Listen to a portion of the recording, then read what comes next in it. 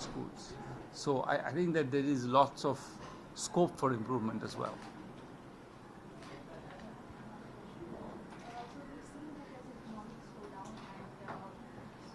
Education.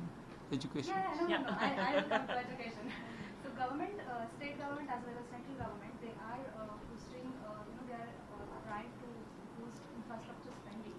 So in those times, do you think that it's possible that education will take backseat because they are more focused on, sort of getting the economy back on track and creating jobs and other things? I mean, is it possible that education will?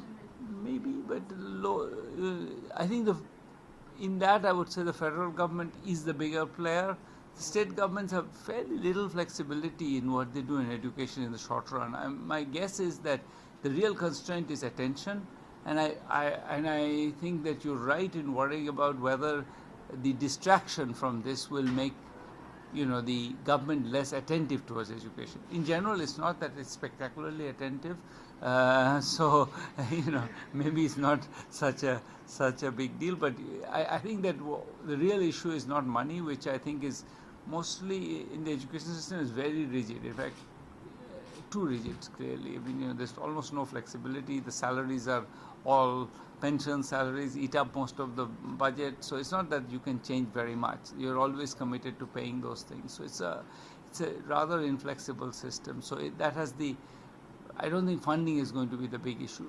Attention, I think, it's really, I think the fact that now people are starting to get very worried about the state of the macroeconomy is probably not good news for education, attention to education. He had a question. I just wanted to understand, looking at the budget that's coming up, how do you think, because generally we see that whenever there is a fiscal deficit kind of target to be met, cuts are normally made in places like education and healthcare. So in the coming budget, do you think that maybe it should be breached given the kind of economic slowdown and that certain sort of social sector should not kind of take the hit? I mean, it's been breached by a huge margin already. It's not that the budget deficit numbers are a little bit imaginary. So it's not that there isn't. So in that sense, I don't think that it's a big deal to breach it more. And certainly, I wouldn't be supporting fiscal tightening right now.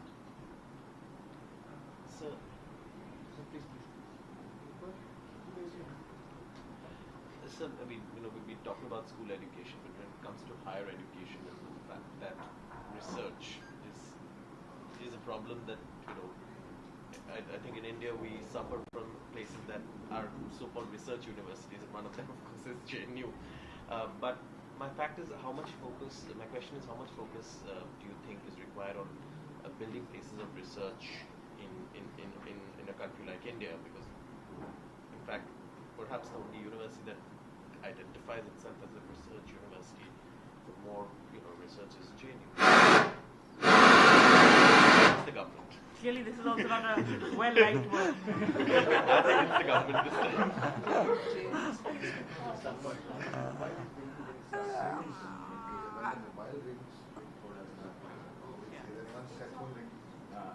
Okay. There's no network. Yeah.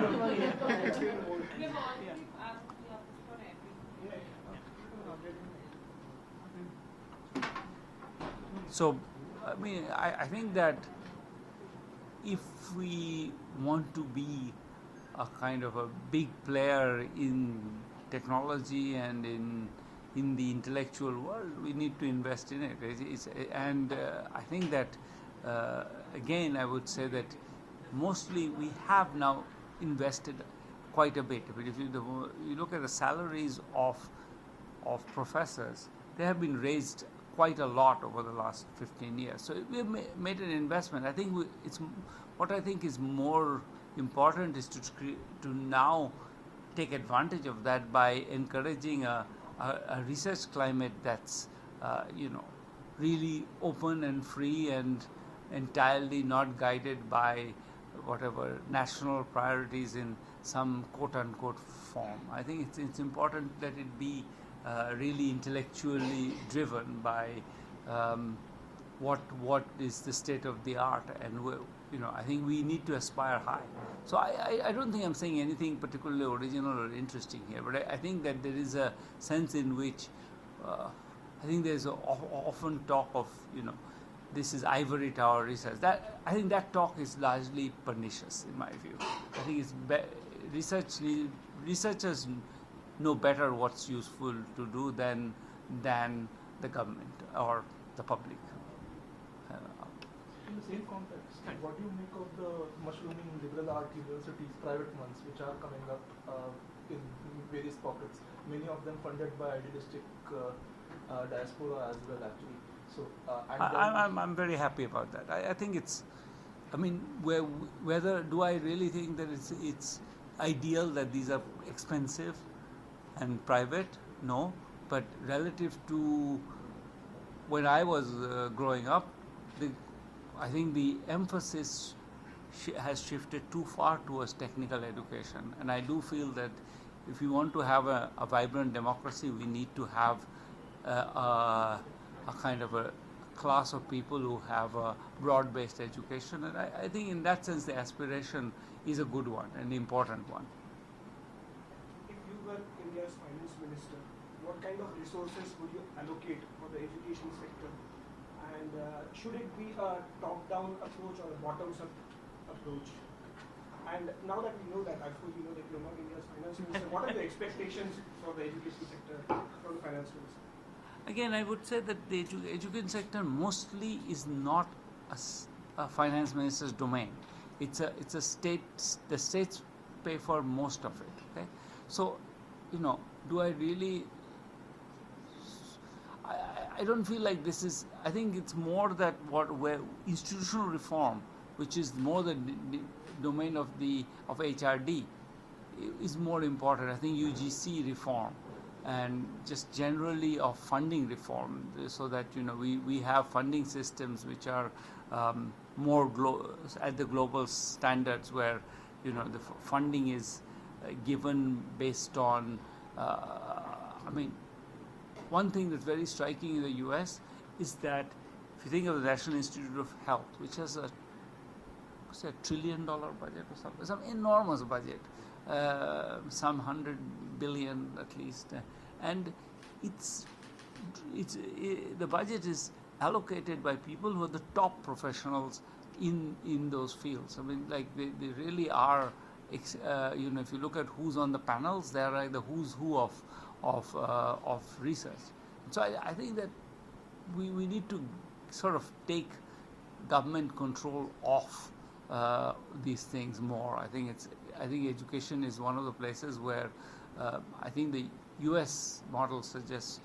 I think U.S. is very successful. It's very successful partly because it's been very open to entrepreneurs who come up with new ideas and new ways of doing research and just run with it, and the government has somehow managed to back them over time. So I do feel that there is excitement in that world which we don't harvest enough. Additional related question: would you have a roadmap to suggest to the finance minister as far as education sector is concerned? See, I would start with the institutional reform, from taking off. The syllabus does not need to be decided by. I can decide my own syllabus with no interference from anybody in the United States. That's an excellent thing. I do think that the fact that the syllabus at every level is dictated by a set of committees whose aspirations we read about, rather than what's actually useful or interesting or modern. So I think that's extremely important. I think we should start to get the education, the people who are the active participants in the education sector more involved in locally deciding what's the right syllabus, rather than having syllabi that are decided by some board or the other. Can I just, for people who've not asked a question, can we just, anybody who's not asked a question would like? Yes. You can take one or two questions on agency value of the country. No. Economic value. No. I said that to start out, so I don't. So we have two more, because we have to also get him over there. Both of you. So just taking off from what you said, when it comes to syllabus and these committees taking ad hoc decisions on them, how much of a problem do you see when these decisions are dictated by the political dispensation in power? It's not about this one or anyone, but the fact that it's dictated by the political dispensation in power. I think actually that's a trade-off. I mean, I think if you're going to let teachers decide, it's not that they're not going to be political. They will also be political. I think that's a trade-off. In a sense, one way of avoiding that is to have a strong regulatory structure. I'm a bit worried that the strong regulatory structure then turns into everybody's best of 5. I love this topic, you love this topic, and so it becomes like a laundry list of topics rather than somebody's vision of this is what's worth teaching and this is not what's worth teaching. So increasingly we're kind of seeing the corporate sector not investing but funding education by way of CSR.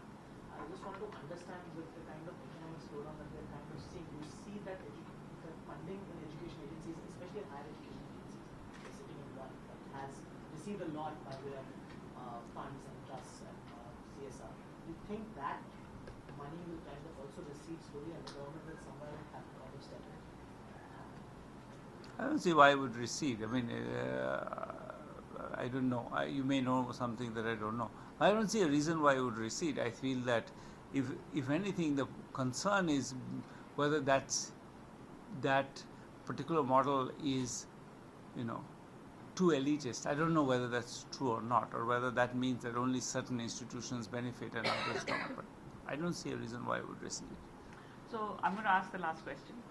And since all of you seem too young, so I'm going to ask a historical question.